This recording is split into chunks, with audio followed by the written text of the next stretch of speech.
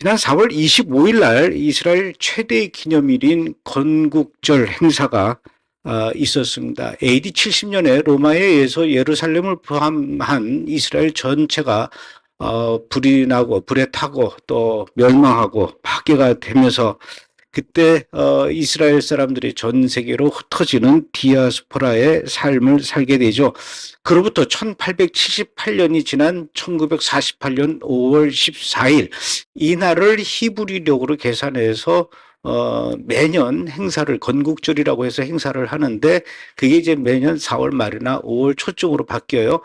근데 금년에는 4월 25일이었습니다. 이스라엘 사람들에게는 이날이 가장 기쁜 날이죠. 얼마나 기쁘고 또 행복한 날이겠습니까? 1878년 동안 남의 나라에서 살면서 온갖 핍박을 받다가 드디어 이제 자기의 나라를 갖게 되었으니 당연히 그럴 만도 하죠. 이스라엘 건국으로 해서 그동안 그 과정 속에서 목숨을 잃었던 많은 그 순국 선열들을 기리면서 이스라엘 전체가 모든 국민들이 단합을 하는 단합의 계기가 되는 그 날이 되어야죠. 또 국민들은 또 그렇게 되기를 바랬었을 겁니다. 그래서 이스라엘 남쪽에 있는 부엘세바라는 도시에 있는 국군묘지에서 금년 건국절 행사를 진행을 하게 됐는데 이 기쁜 날, 이 건국절 날 갑자기 그 자리에 이스라엘의 안보장관인 국가안보장관인 벤 그비르라는 사람이 등장하는 그 순간 객석에 있던 수많은 사람들이 둘로 나뉘어서 서로를 향해서 비난하는 소리가 들리기 시작했습니다. 1948년 이후로 지금까지 70여 년 동안 매년 건국절을 해왔는데 그동안도 한 번도 보지 못했던 가장 끔찍한 난장판이 이날 이루어진 것이죠.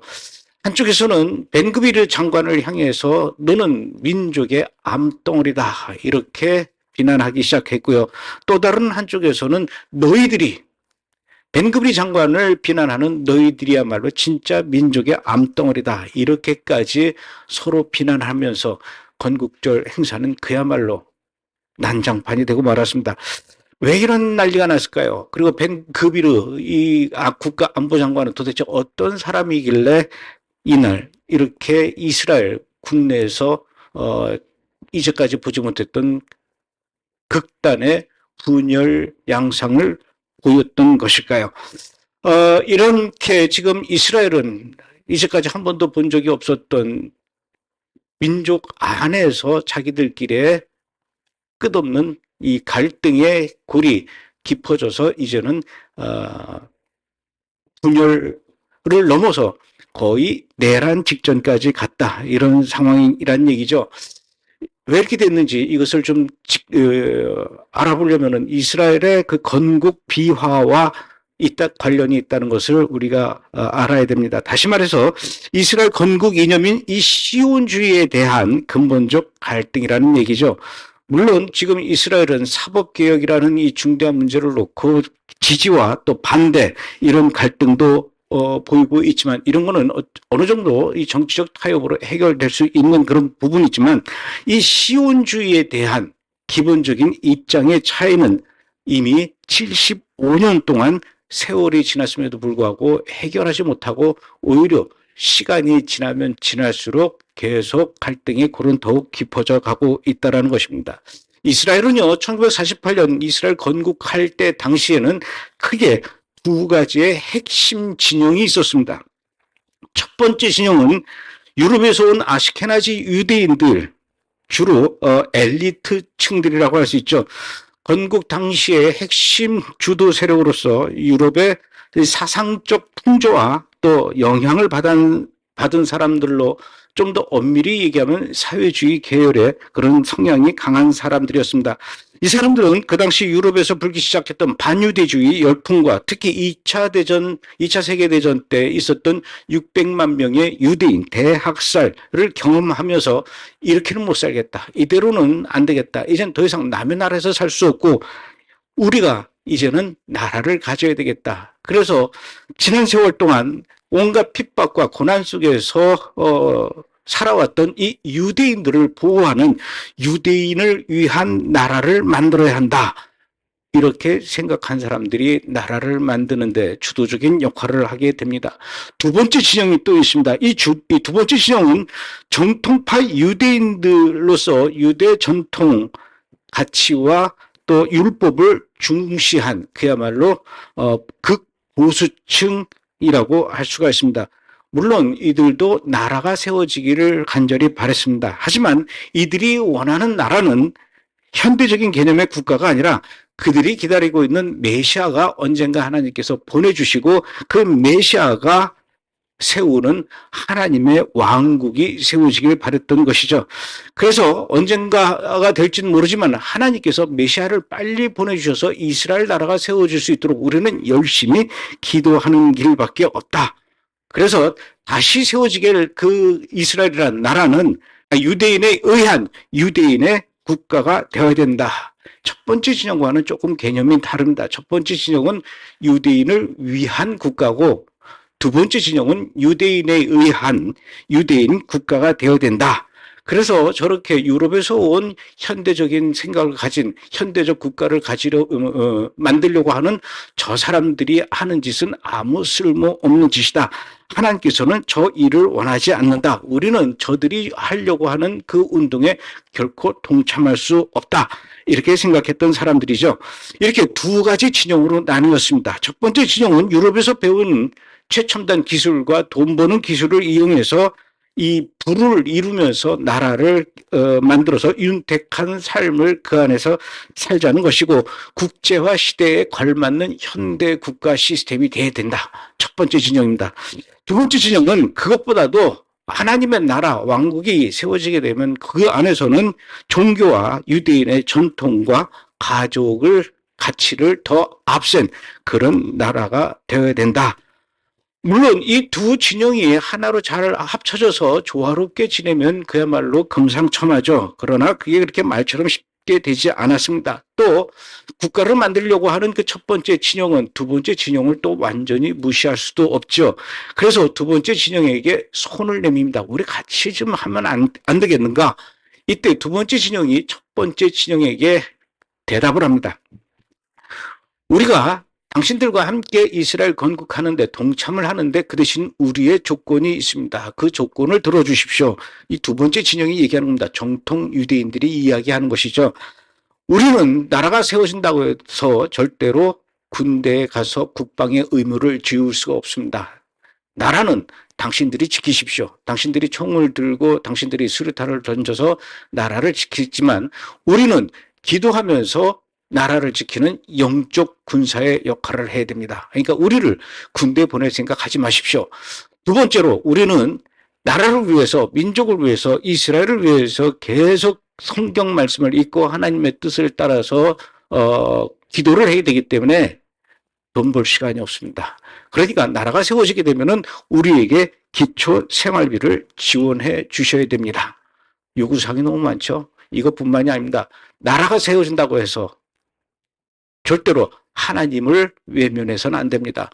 이 이스라엘 국가는 새롭게 세워질 이스라엘 국가는 반드시 하나님께서 명령하신 율법에 잘 따라야 됩니다. 그 중에 하나가 안식일을 지켜야 된다는 거죠. 안식일에는 어떠한 일이 있어도 대중교통을 움직여서는 안 됩니다. 그래서 지금까지도 이스라엘에서는 대중교통이 안식일엔 다니질 않죠. 전철과 버스 다 안 다닙니다.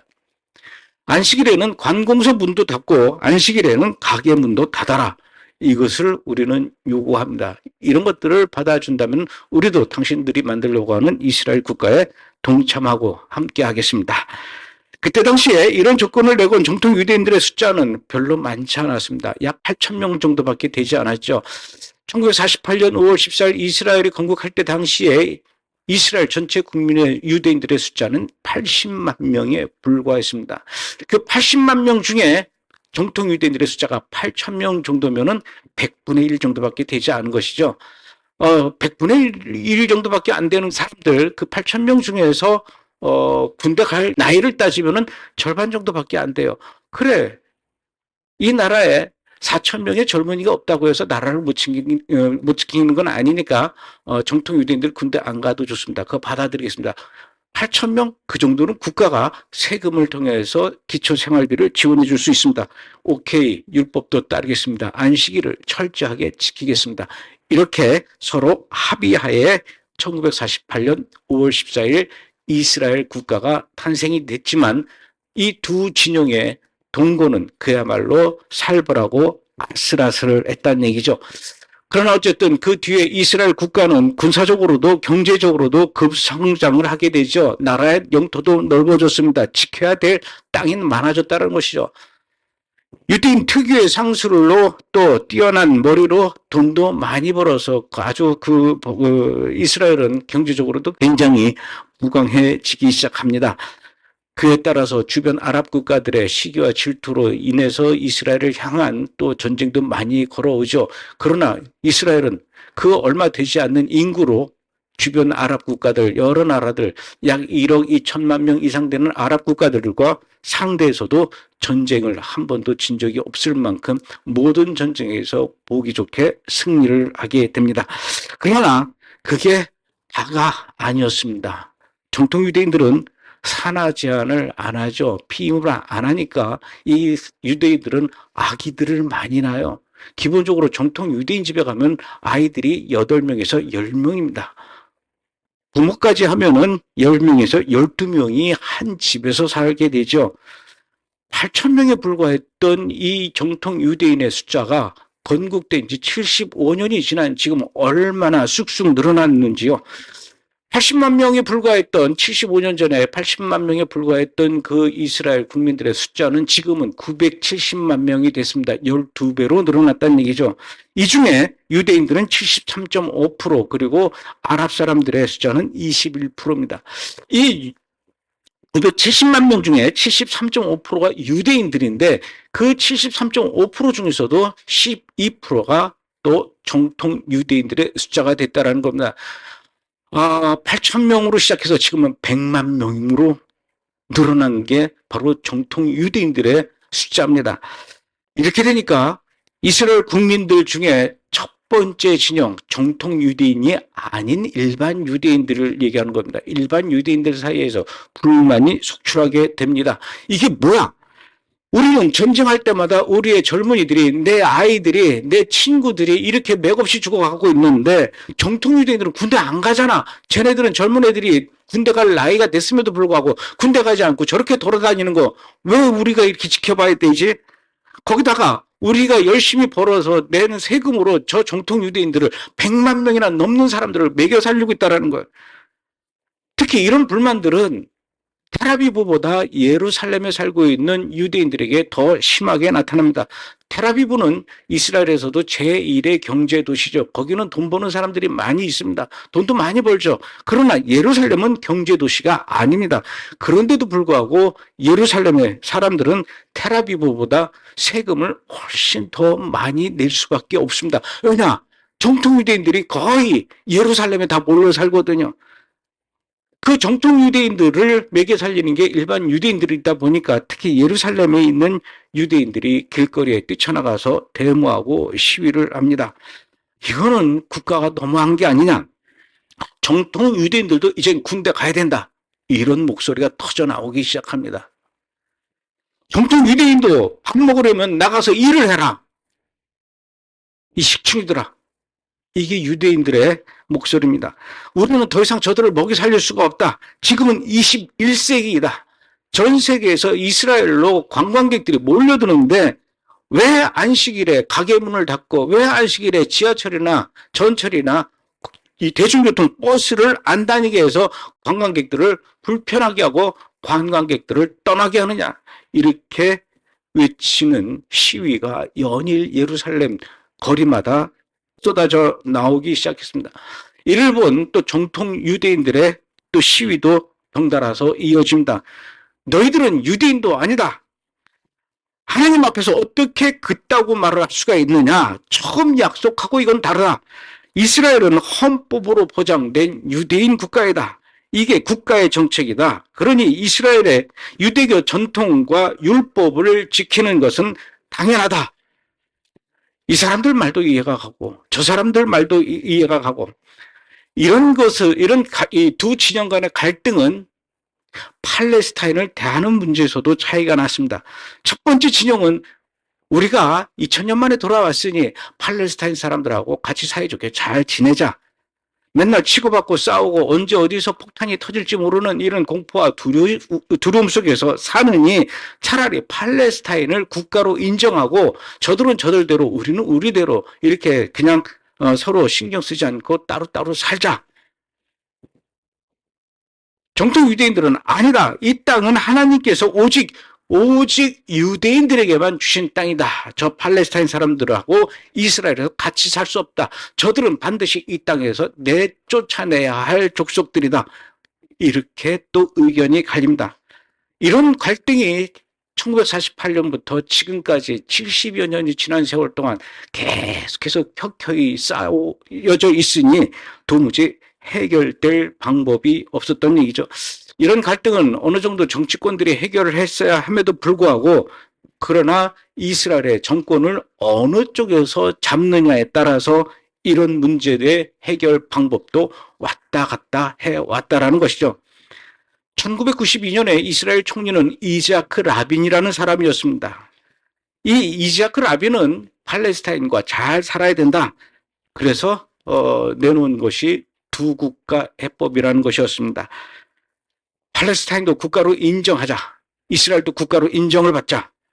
이런 생각을 미국의 빌 클린턴 대통령이 듣고는 이자크 라빈 이스라엘 총리와 팔레스타인의 야세르 아라파트 수장을 불러다가 협정을 맺게 됩니다. 사이좋게 지내라. 이것이 오슬로 협정이죠. 이제 더 이상 이스라엘과 팔레스타인은 이 오슬로 협정을 통해서 인해서 두 국가 해법으로 더 이상 싸울 일이 없을 것이다. 그래서 국제사회는 이 두 사람에게 열렬하게 박수를 보내면서 마침내 노벨 평화상을 이 이스라크 라빈과 야세르 아르파트한테 주게 되죠. 이걸 누가 또 싫어할까요? 이스라엘의 정통 유대인들이 싫어하게 된다는 얘기입니다. 오슬로 협정이 나온 지 얼마 되지 않아서 1995년에 정통 유대인 청년이 이자크 라빈이 연설하는 자리에 가서 연설하고 내려오는 그 뒤를 쫓아가서 이자크 라빈을 향해서 권총을 쏘고 이자크 라빈은 그 자리에서 운명을 다하고 암살을 당하죠. 이스라엘은 엄청난 혼란에 빠졌습니다. 이자크 라빈이 총리로 있다가 이렇게 암살을 당하자 그 다음 총리로 나온 사람이 바로 베냐민 네타냐후였습니다.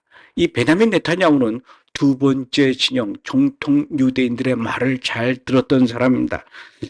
그래서 그때부터 자그마치 16년 동안이나 이스라엘의 총리로 집권을 하게 되죠. 바로 이 기간 동안을 이스라엘이 우파 보수 정권이 잡았다 이렇게 얘기합니다. 유대인을 위한 국가에서 유대인을 전 세계에서 그 고통받던 유대인들을 보호하는 이스라엘이 아니라 유대인을 보호하는 이스라엘이 아니라 유대인에 의한 유대인에 의한 국가로 정체성이 바뀌어 나간다는 얘기죠. 이때 당시부터 이스라엘에서 예수 믿는 그 메시아닉 주들이 말할 수 없는 고통을 받게 됩니다. 이스라엘은 유대인을 위한 국가이지 유대인이 아닌 사람들은 필요가 없다. 유대인의 정체성을 가져야 된다. 유대인이라고 해서 모든 사람들이 다 유대인의 정체성을 갖고 있는 것이 아니라 예수를 믿는 유대인들이 외면하고 버렸던 그 인간, 예수를 믿는 유대인은 아무리 그 사람의 몸속에 유대인의 피가 흐른다고 해도 유대인으로 우리는 받아들일 수 없다. 이렇게 생각하면서 그 기간 동안 말할 수 없는 메시아닉 주들이 핍박을 당해왔습니다. 그러면 그럴수록 또다시 이스라엘의 첫 번째 진영, 유럽에서 온 현대 국가를 만들려고 했던 사람들의 불만이 더 커져갔죠. 그러다가 결국은 16년을 넘기지 못하고 지난 2021년에 베냐민 네타냐후가 개인적인 비리 혐의를 입고 총리 자리에서 내려오게 됩니다. 그리고는 첫 번째 진영의 인물들이 또 정권을 잡게 되죠.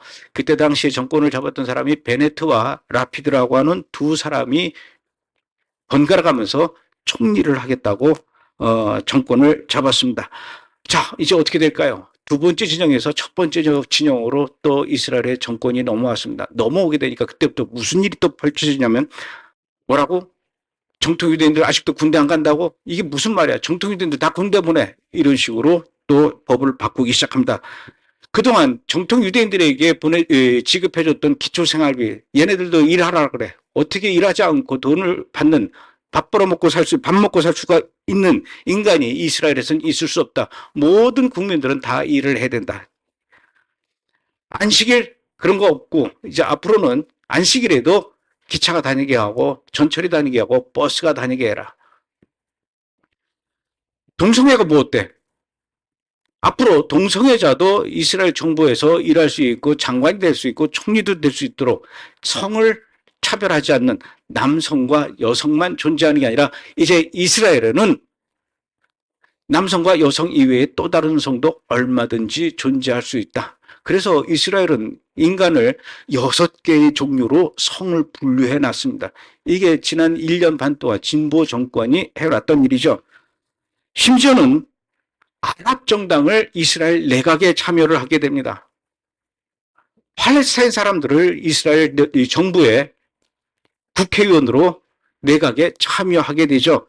그러다 보니까 팔레스타인 테러리스트가 유대인들을 향해서 테러를 저지르고 유대인들을 죽이는 일이 일어나도 그 테러범을 색출하는데 별로 적극적이지 않았습니다. 만약에 체포한다 하더라도 그냥 대충 하고 조사받고 풀어주는 그런 일도 많이 일어나기 시작했습니다. 이스라엘이 천지가 개벽한 듯이 뒤바뀌고 있는 거예요. 특히 서한 지구에 있는 유대인 정착촌들을 더 이상 고집하지 말고 이제 앞으로 이스라엘은 서한 지구의 유대인 정착촌을 더 이상 건설하지도 말고 그곳에 있는 사람들은 이제 그것을 빠져나와야 된다. 이렇게 얘기를 합니다. 그런데 생각지도 않았던 또 다른 변화가 일어났어요. 이스라엘에서 예수를 믿는 메시아닉주들에 대해서 환대 조치를 합니다. 괜찮아. 예수 믿는다고 해서 유대인이 아니야. 예수 믿는 유대인도 우리는 존중을 해. 그래서 짧은 기간이지만 비교적 이스라엘에서 오랜 세월 동안 고통을 받았던 메시아닉주들이 비교적 여유롭게 안전하게 신앙생활을 할 수가 있게 되었고 메시아닉주들이 안심을 하는 기간이 있었던 것이죠. 그러니까 정통 유대인들이 또 다시 당연히 난리를 피우게 되죠. 베네트하고 라피드가 이런 이 정책 변화들을 좀 천천히 했으면 어떻게 됐을지는 잘 모르겠지만 정권을 잡자마자 그냥 갑자기 이렇게 몰아치듯이 세상을 뒤바꿔 놓으니까 정통 유대인들이 또다시 들고 일어났습니다. 그리고는 결국은 1년 반 만에 이 두 총리도 또 내려오게 되고 이제 새로운 총리를 내야 되는데 이때 1년 반 동안 물러나서 다시 재기하기만을 기다리면서 절치부심하던 이 베냐민 네타냐후. 내가 다시 정권을 되찾으려면은 어쩔 수 없이 예전보다도 더 강력한, 더 극보수의, 더 말이 안 통하는 초정통 유대인들과 힘을 합쳐야 되겠다. 이렇게 생각하고 그들에게 프로포즈를 합니다.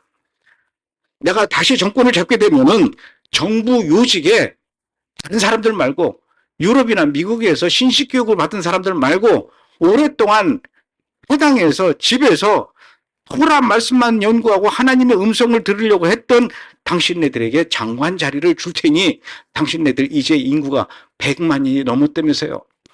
이 100만이 넘은 정통 유대인들이 이 베냐민 네타냐후를 밀어준다면은 반드시 당신들과 함께 이 나라를 다시 여러분들이 원하는 나라로 되돌려 놓겠습니다. 그러면서 극초정통 보수당인 시오니즘 정당 그리고 초정통 정당인 샤스당 그리고 유대 정치 연합당 이렇게 세 개의 정당과 힘을 합쳐서 드디어 베냐민 네타냐후가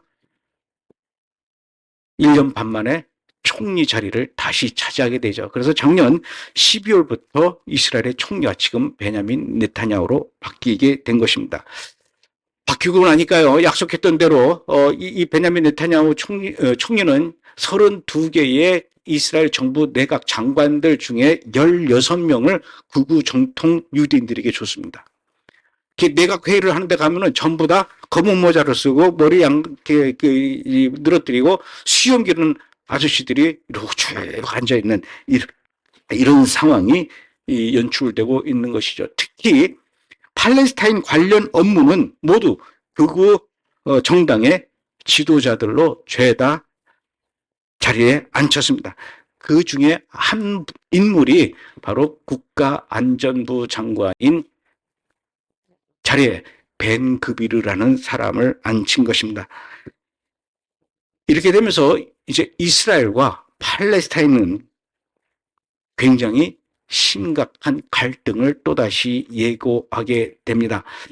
한마디로 말해서 지금 이스라엘은 극보수 초정통파 유대인들의 화려한 부활이 시작되었고 그들의 세상이 되었고 이스라엘에서 이 초정통파 유대인들의 목소리는 더욱 커져나가기 시작한다는 얘기죠. 뭐라고? 정통 유대인들을 군대 보낸다고? 어딜 다시 보내는 거 없애. 그래서 다시 또 이스라엘에서 정통 유대인들이 군대 안 가는 법을 다시 또 만들고 무슨 소리야? 안식일날 어딜 돌아다녀? 안식일날 모두 다니던 자동차들, 대중교통들 다 못 다니게 어디 안식일날 기계 문을 열고 안식일날 백화점 문을 열고 다 못 열게 해. 그리고 어디 레즈비언과 동성애자들이 예루살렘을 돌아다니고 이런 거 못하게 해야 돼. 두 국가 해법 필요 없어. 팔레스타인 필요 없어. 이 벤그비르 장관이 이런 것들을 다 진행을 한 겁니다. 이스라엘은 더 이상 팔레스타인 사람들이 발 붙이고 살 이유가 하나도 없다. 얘네들은 다 내쫓아야 된다. 이거를 벤그비르 장관이 그렇게 얘기를 했습니다. 이렇게 되면은 이 상황들을 보고 팔레스타인 사람들이 또 가만히 있겠냐고요. 더더욱 나가서 그동안 더 이상 이제 서한 지구에 유대인 정착촌 만들지 않겠다라고 약속을 했는데 무슨 소리야? 앞으로 서한 지구 안에 유대인 정착촌을 더 만들 거야. 특히 아랍 사람들이 가장 예민하게 생각하는 것이 바로 예루살렘에 있는 성전산이죠. 아랍 사람들 입장에서 보면 아라크사 사원이 있는 그 성전산은 절대로 유대인들에게 입장을 허락하지 않는 그런 곳입니다. 만약에 입장을 한다고 하더라도 이스라엘 군인들의 보호를 받으면서 겨우 들어갔다가 빨리 빠져나오는 것이 성전산인데 이곳을 바로 정통 유대인 국가안전부 장관인 벤 그비르가 성전산을 방문하는 일이 일어났습니다. 어떻게 됐을까요? 난리가 났죠. 정통 유대인들이 원하는 게 뭘까요? 바로 그들이 2000년 전에 중단했던 성전이 무너지면서 중단됐던 성전 제사를 다시 드리는 것을 원하는 것이죠. 성전 제사를 드리려면 성전이 다시 재건축돼야 됩니다. 아직은 성전 건축을 다시 하지는 못했지만 이제 이 성전 건축에 다시 또 열심히 시동을 걸고 있습니다. 성전에서 제사를 지내려면 필요했던 붉은 암소를 1년 전에 미국에서 들여와서 지금까지 잘 키우고 있다고 얼마 전에 이스라엘 뉴스에서 크게 대서특필하면서 보도를 하고 지난 6월절에는 예루살렘 모리아산 위에서 성전 제사를 드릴 수는 없었기 때문에 바로 성전 옆에서 정통 유대인들이 6월절 이 동물 제사를 진행했었던 얘기죠. 21세기로 나가는 것이 아니라 2000년 전으로 되돌아가는 이런 상황이라는 것입니다. 이런 상황들을 이스라엘에 있는 사법부가 보니까 도저히 기가 막힙니다. 이건 말도 안 되는 일이다. 도대체 이스라엘 국회가 왜 이렇게 자기들 멋대로 법을 정해서 안식일을 가지고 이렇게 저렇게 하고 왜 이렇게 이스라엘 정통 유대인들을 군대 간다 안 보낸다 이걸 왜 국회의원들이 자기들끼리 내각에서 이렇게 해? 그래서 만약에 이스라엘 국회에서 힘에 의해서 지금 2000년 전으로 되돌아가는 법을 정한다 하더라도 이스라엘 사법부가 재판부에서 이것은 있을 수 없는 법이다 하면서 이것을 사법부가 취소를 합니다. 취소를 하니까 정부는 또 뭐라 그러냐면은 아니 다른 데서 밀실에서 그리고 한두 사람이 개인적으로 법을 정하는 것도 아니고 민주적으로 뽑은 국민의 그 다수의 투표에 의해서 뽑은 국회의원들이 모여서 투표해가지고 다수에 의해서 정한 법을 왜 사법부가 이렇게 이러쿵저러쿵 취소해라 마라 이런 얘기를 해. 사법부가 너무 힘이 세졌는데 사법부를 개혁해야 돼. 지금 이러고 있는 상황이라는 얘기죠. 사법부를 개혁해야 된다라는 지금 현재 이스라엘 총리와 내각의 이런 움직임에 대해서 정말 많은 사람들이 반대 시위를 일으켰죠. 그러나 뉴스에서는 미국과 유럽과 한국의 뉴스에서는 이스라엘의 사법개혁 반대를 저지하는 이런 시위만 계속 이 보도가 나오고 있기 때문에 지금 뭔가 이스라엘 정부가 잘못하고 있는 것 같구나라고 생각을 하지만 우리가 알지 못하는 뉴스에는 이스라엘 뉴스에서는 그것 말고도 지금 이스라엘의 그 사법개혁을 지지하는 사람들의 시위가 100만 명이 넘는다라는 사실을 아는 사람들은 별로 없죠. 지금 이런 상황입니다. 팔레스타인도 가만히 있을 수가 없습니다. 이러다가 쫓겨나게 생겼거든요. 그래서 지난 2005년 이후로 지난 몇 개월 사이에 이스라엘에서 가장 많은 테러가 지금 계속해서 일어나고 있는 그런 상황이라는 것입니다. 지금 이스라엘은 유대인을 위한 국가인가 아니면 유대인 국가인가 이 둘 중 하나를 놓고 선택해야 하는 기로에 놓여 있는 상황이고 그런 오랜 갈등이 결국은 이번 4월 25일 건국절 기념 행사장에서 폭발한 것이었습니다. 지금 이스라엘은요, 6개의 전장에서 전투를 벌이고 있습니다. 우선 이란이 이스라엘을 없애겠다고 핵무기를 계속 개발하고 있죠.